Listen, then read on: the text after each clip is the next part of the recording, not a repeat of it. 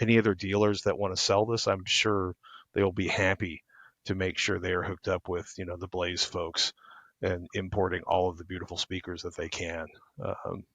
I won't mention the T word. Yeah, we are trying to get through the entire episode without bringing that up, so don't you dare. Noted. That is the end. And we've got through the whole programme without once mentioning cocaine. Oh, James, we said before we came out here we weren't going to use the C word. We were going to be the first people ever to go to Colombia and not talk that. Sorry. On this episode of ResiWeek, Sonance acquires Blaze Audio, getting to know, and Generac's new-ish T-Stat. All this and more on this episode of ResiWeek.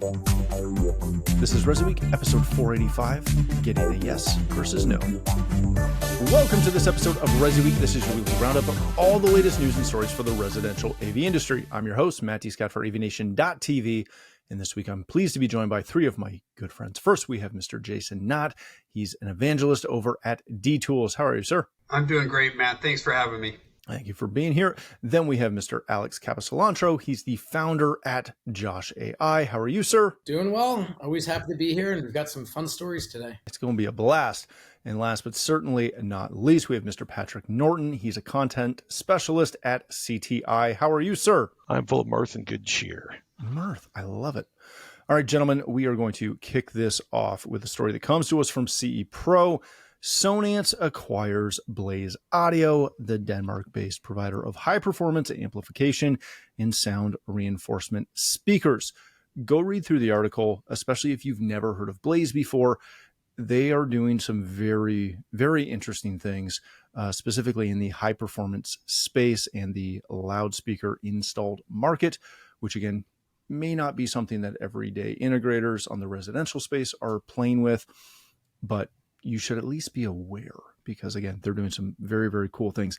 Jason, when you see this, when you see the moves that Sonance is doing, is this a concerted effort to expand their professional offerings, or is this kind of a we've got to have it to moment of they have to have an expanded commercial offering?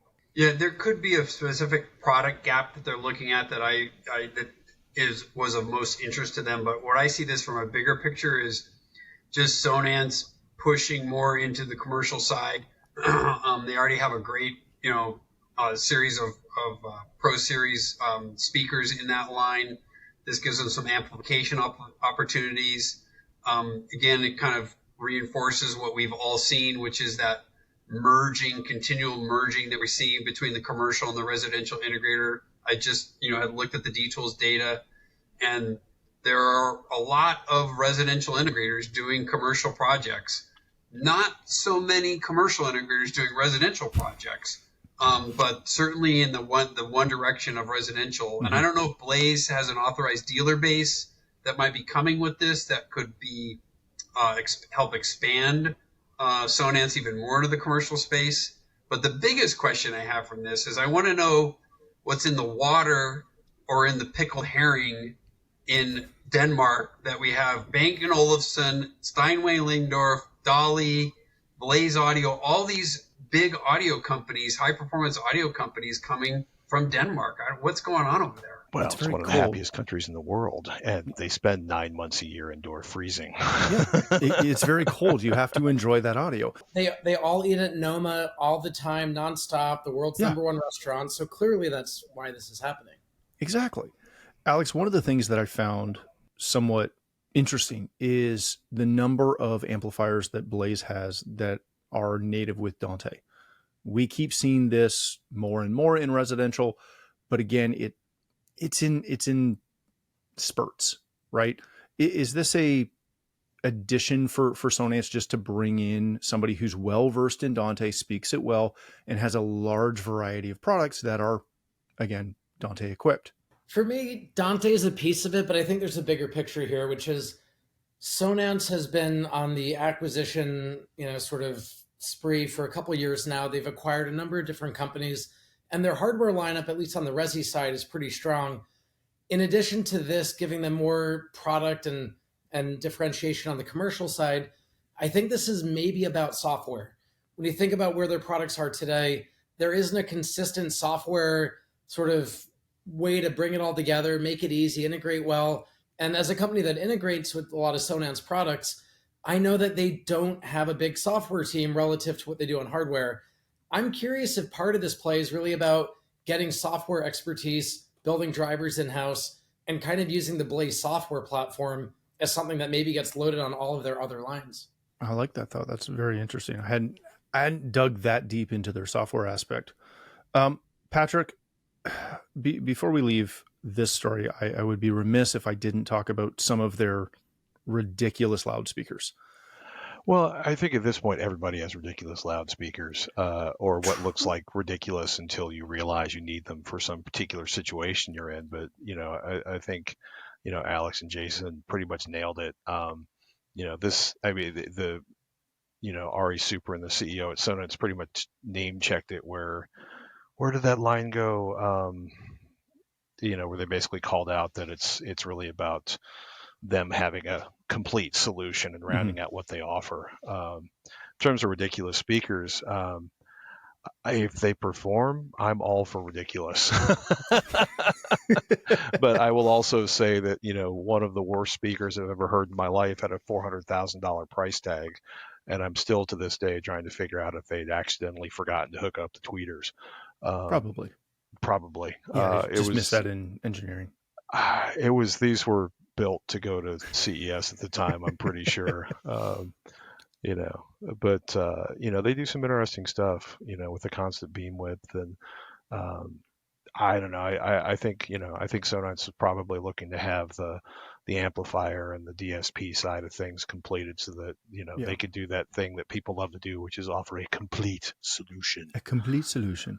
What's the lift, Patrick, for the residential integrator who is not well versed in things such as line arrays, which they do very well with this type of thing?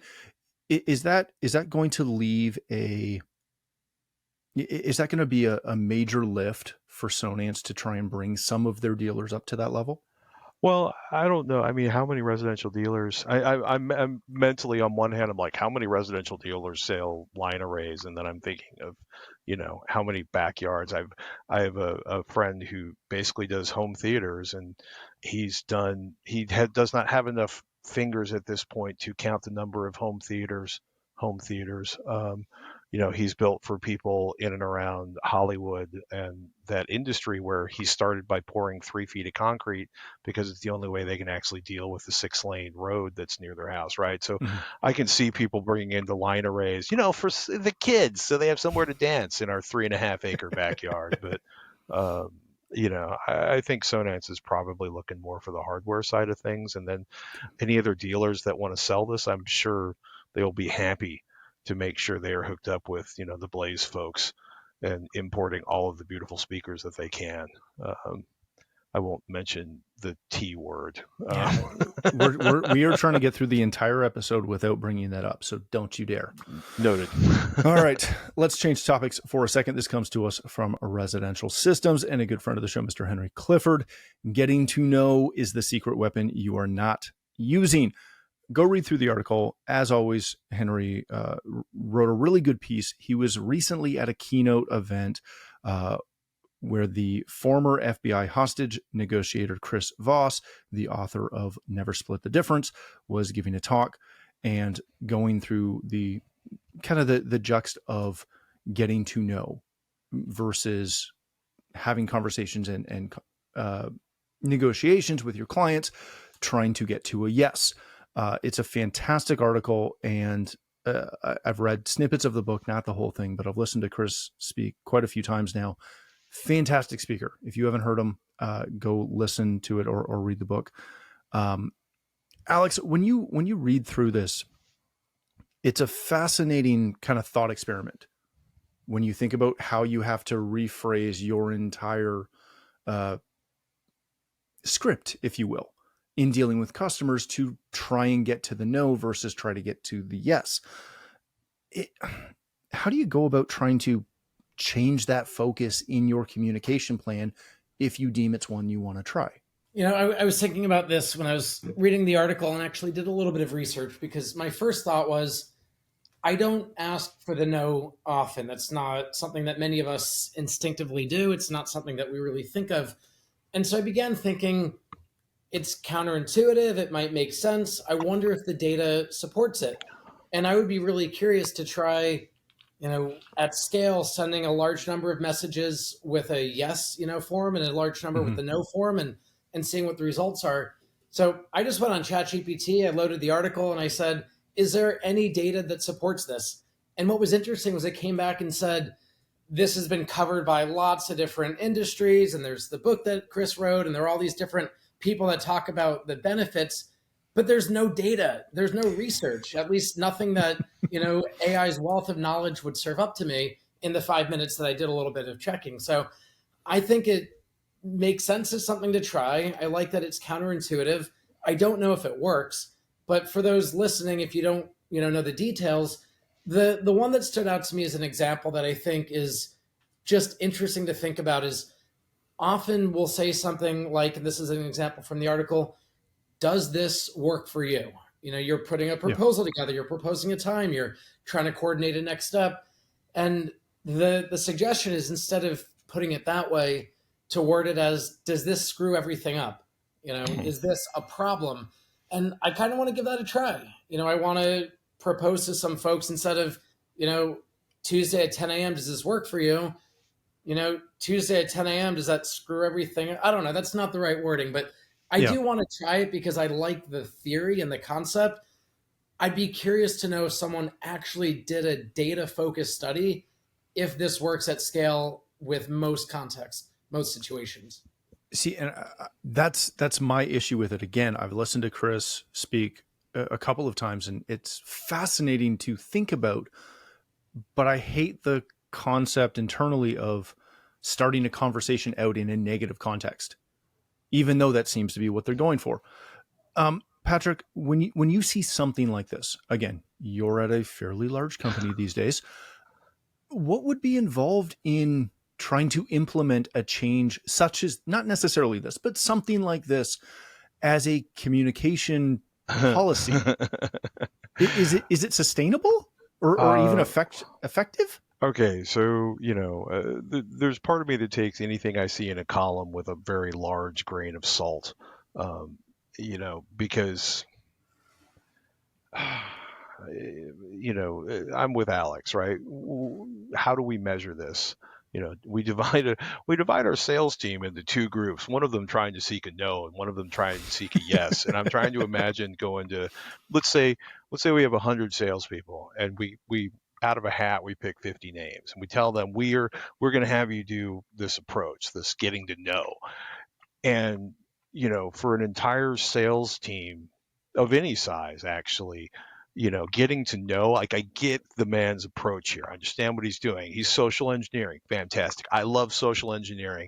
But it's also like, you have salespeople who have spent their entire lives, they just want to get a yes. And I think that, Alex said it, like, this is counterintuitive.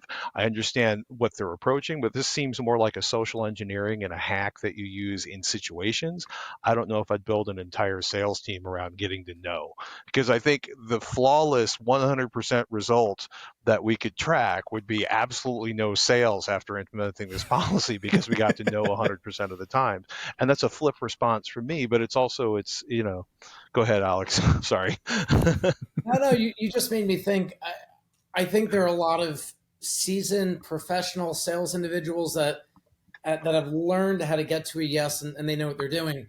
But I think there are a lot of junior sales folks that don't even know to look for a no or a yes. They're just throwing out sort of these feelers. And the takeaway that I have is, whether you're asking for a no or a yes, make an ask. I've seen people where the email is, hey, checking in. Well, checking in is not an ask. It doesn't give me something to reply to. And so at least give me a yes or a no question. Don't just check in if you're trying to get something accomplished. Engage in a dialogue. Listen to the client. What are they trying to achieve? What is their goals? What is the solution you can provide? How do we engage in that? So, yeah. Let me say, I don't know.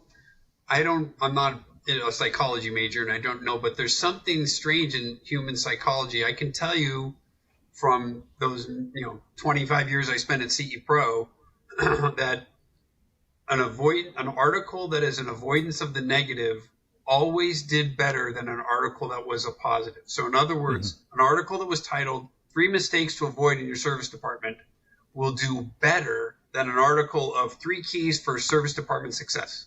Something in human nature where you just want to avoid the mistake. But this article reminded me of one of my buddies who was good-looking guy, and we would go out to the nightclubs, and his standard line, he would approach the most beautiful girl in the club, and he would say, "If I was to ask you to dance with me, would you say no?"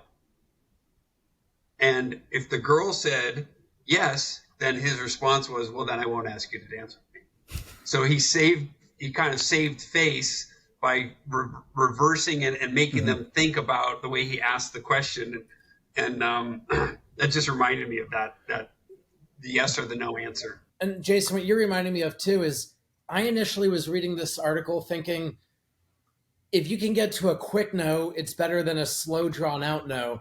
And it's not what the article's at all about, but you're reminding me, Jason, I would much rather train a sales team to figure out how to avoid the customers that are not worth your time and focus on the ones that are actually likely to move forward. And if you can get to a quick no and move on, that's well worth it. Jason, let me flip this for a second. Do you think that customers, if they were to catch on to the fact that you're trying to, to use Patrick's term, socially engineer them into giving a response that's beneficial, do you think there's going to be a backlash? First of all, I think I don't think most customers would catch on to that. It's just like using, the AI generated email stuff. Right now, we're all getting those emails. Alex knows it, and Alex has been around it enough that he can identify it. I'm now just getting to the point where I can identify, okay, this email went on my LinkedIn. They figured out, they got some of my information. But 99% of people right now will not know that that's taking place. So I would kind of reverse the premise of your question. I don't think most customers are ever going to catch on to that you're trying to manipulate their response. All right. I like it. All right, gentlemen, let's change topics yet again. This comes to us from CE Pro. Generac's smart thermostat aims to make the most out of energy systems during outages. This is a partnership-ish or a white-labeled version of an Ecobee that is tied into their generators and their new upcoming batteries so that, again, it can make better use of your HVAC system during either a power outage or a power event, as we're starting to call them these days. Patrick, let me start with you on this. So I've got a couple of things with Generac. One being, there have been a lot of reports. Again, nothing in our channel, but I'm paying attention to the generator market a little bit right now, the last 6 months to a year. There have been a lot of reports of DOA products, et cetera, from Generac. When you see them jumping on an integration with a thermostat to try and better manage the system, et cetera,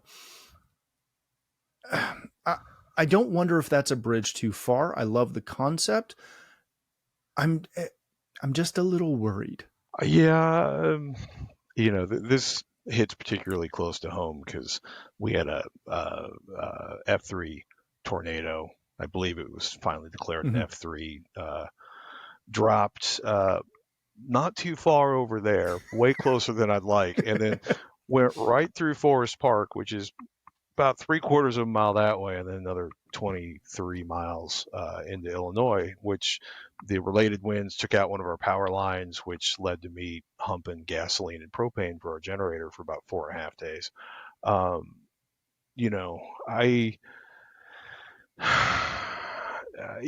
Part of me was looking at this and looking at this and looking at this and trying to figure out,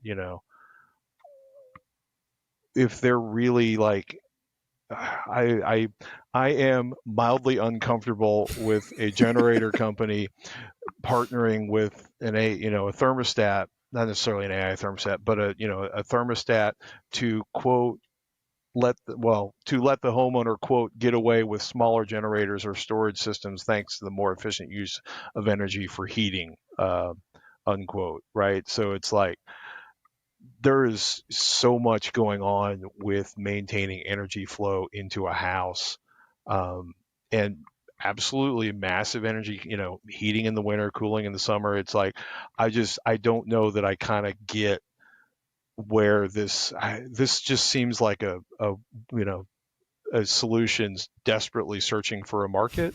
And I don't know if maybe I just, I've got family who's lived in hurricane country for 20 odd years. I've got friends who live up above 9,000 feet west of you, Alex, where power gets a little questionable, especially during like February, March. And I look at this and I'm like, I'm just not sure how this is going to work the way they want it to work. And undersizing a generator just seems like a bad idea to me. It's a very interesting concept to try it. Again, I understand it in incredibly large environments where you have multiple air handlers and yada, yada, yada, to be able to load shed and do all those things that you normally do with a generator. I'm with you. I'm trying to understand the purpose of this beyond just, hey, there's power down, so we're going to jack the T-stat to 78 because we don't need to cool the house to 72, even though that is a comfortable temperature for most people. I think it's just a product bundle play. I think it's this Generac looking, okay, we have a system that ends up getting controlled by something else. Let's see if we can, add a product line that now, that gets us a bundled sale with our generator. I have a Generac up in New Hampshire at our rental house, and it does a test every day for like a certain amount of time. Yeah. If we have people in the Airbnb, they always call, hey, the generator turned on, or they email or text, and it's like, okay, if we know, that would be cool if I knew it was turning on and then I could just say, oh, that's what it is, versus is the power out? I have to always ask that question. Was there a flicker or anything like that? Because there are thunderstorms and that kind of stuff that take place. But I don't know, from a bigger opportunity, if integrators, we know integrators are looking at power as a potential growth category. We see these, UPS systems and battery storage, clean power conversations.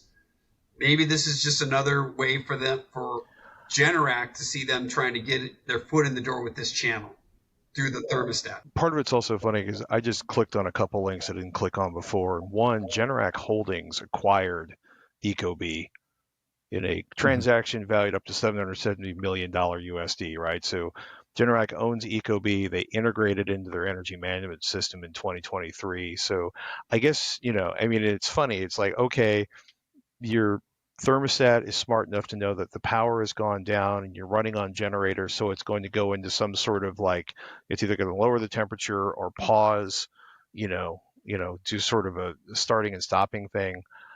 I don't know if Generac's the right one to be doing this, but they've certainly grabbed onto it as their future. And as somebody who's dealt with a fair number of power outages due to extreme weather in the last few years, I get where they're going.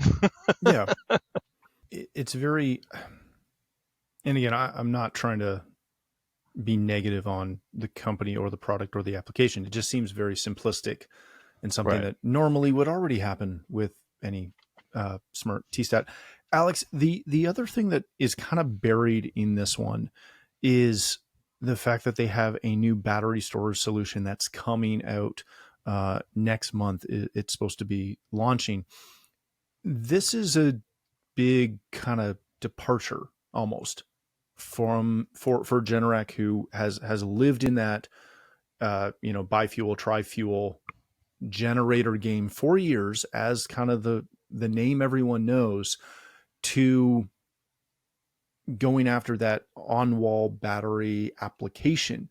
Is that showing a like a response to the market, or is that trying to show some evolution in their approach and their, I don't want to say their marketing, but their use case I think there's a lot to unpack here, and I'm going to ramble for just a couple minutes. But in short, the big missing thing in this article is Generac owns ecobee.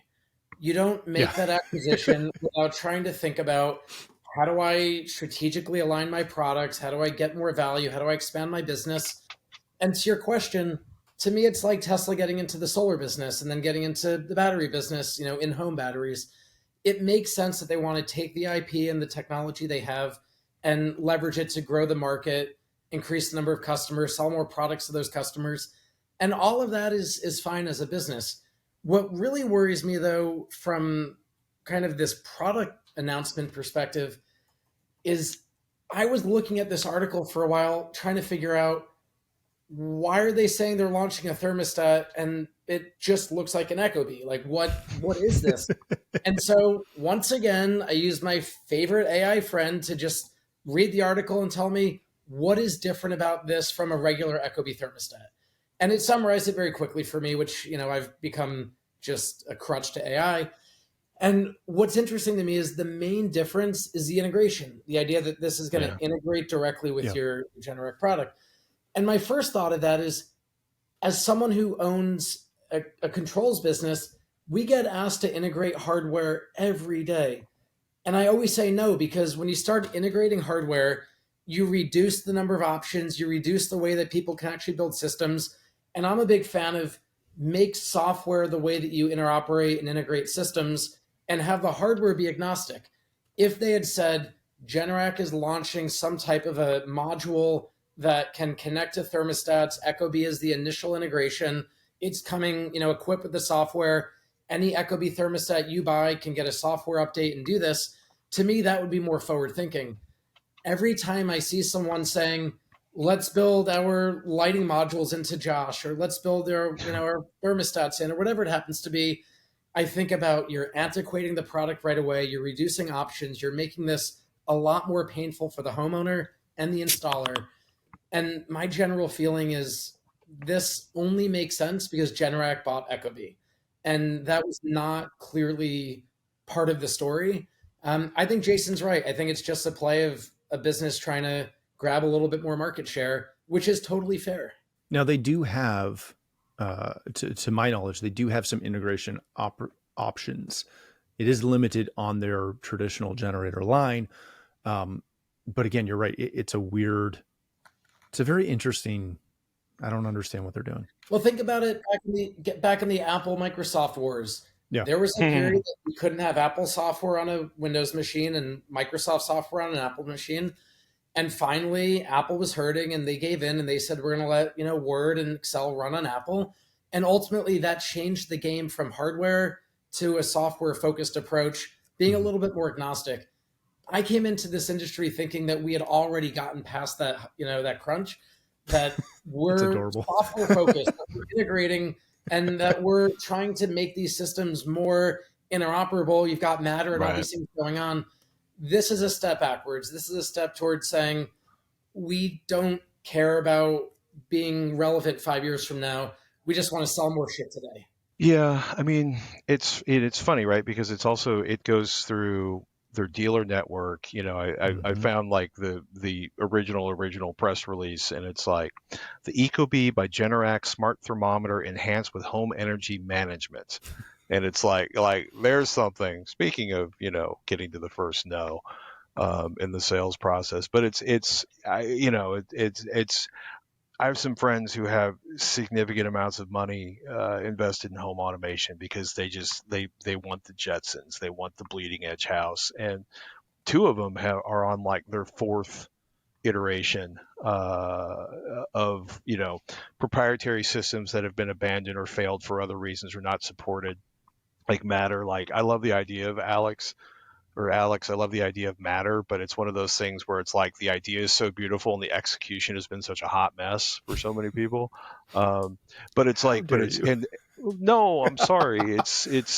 I want desperately for it to work for a lot of really selfish reasons, not just for me, but for anybody else dealing with this stuff. But I feel like we see that thing where like companies are like, okay, we're going to open everything up. And then other companies are like, no, we're not. And, given the brand recognition for somebody like Generac, they can probably get away with it, and it's just a little upsell or something that's a little, gives them a little more oomph when they're doing the sales pitch, especially with the really big generators on the really big houses.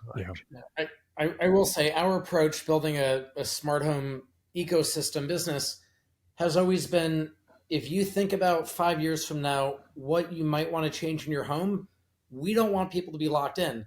You should be able to change your thermostat, change your lighting control, change your speakers, change, your locks, whatever the product is, and everything else should be able to keep running. And this is, again, a step away from that. It's a step towards saying, oh, if the ecobee thermostat you picked 5 years ago doesn't do whatever we want it to do in the future, is your generator going to stop working? Like, it just, to me, like, that is not what I think our industries need.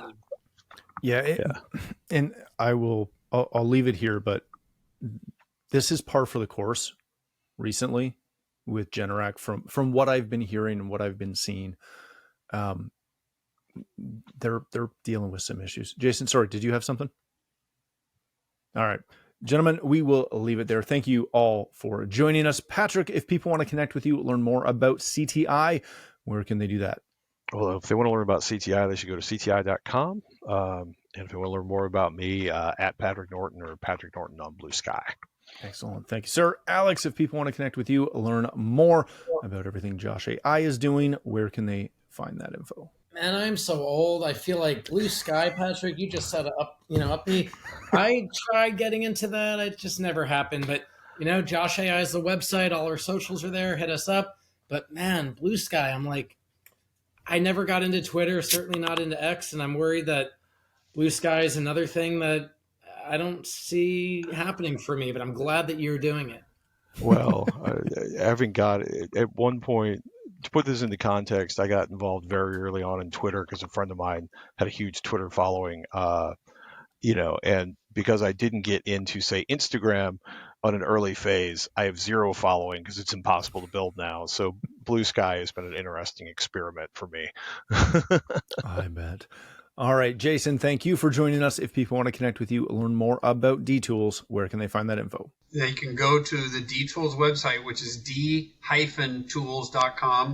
And please come by our booth at Infocom, booth 3521, in a couple of weeks. Excellent. Thank you again for joining us. If you'd like to connect with me, you can find me at Matt D. Scott on most of the socials. But more importantly, please visit AVNation.tv, where you'll find this show as well as a wide variety of other shows with all the verticals that we cover. When you visit the website, please take a moment to check out our supporters. We are extremely thankful for their support and ask that you support them as well. Thanks again for watching. That's all the time we have for this episode of ResiWeek, the network for the AV industry. What are you listening to? This is AV. This is AVNation. This is AVNation.